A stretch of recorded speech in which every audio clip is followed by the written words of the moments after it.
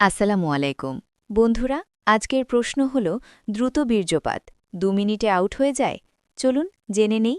অনেক পুরুষই একটি সমস্যায় ভোগেন, সেক্স শুরু হওয়ার কিছুক্ষণের মধ্যেই শেষ হয়ে যায়। আপনিও কি 2-3 মিনিটের বেশি সময় ধরে রাখতে পারেন না? তাহলে আজকের ভিডিওটি আপনার জন্যই। আজ জানব কিভাবে সেক্স টাইম ধীরে ধীরে 20 মিনিট পর্যন্ত বাড়ানো সম্ভব। দ্রুত বীর্যপাত কেন হয়? দ্রুত বীর্যপাত কোনো লজ্জার বিষয় নয়। এর প্রধান কারণ হতে পারে মানসিক চাপ, অতিরিক্ত উত্তেজনা, আত্মবিশ্বাসের অভাব বা ভুল অভ্যাস। অনেক সময় অতিরিক্ত পর্ন দেখা বা তাড়াহুড়ো করে সেক্স করাও এর জন্য দায়ী। সেক্স শুধু শারীরিক নয়, মানসিক বিষয়ও।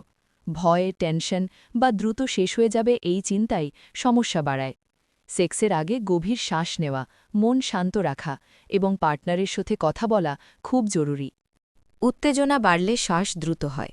তখন 5 সেকেন্ডে শ্বাস নিন, 5 সেকেন্ড ধরে রাখুন, 5 সেকেন্ডে ছাড়ুন।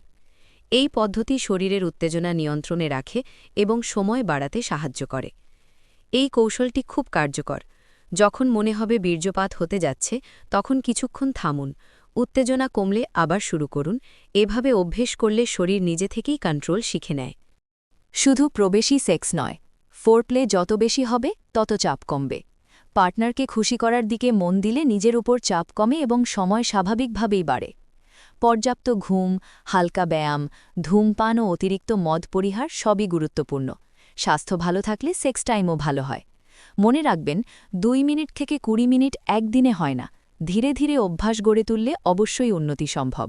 এটা একটি স্বাভাবিক বিষয়, লজ্জার কিছু নেই। ভিডিওটি যদি উপকারে আসে তাহলে অবশ্যই লাইক দিন, আপনার মতামত কমেন্ট করে জানান।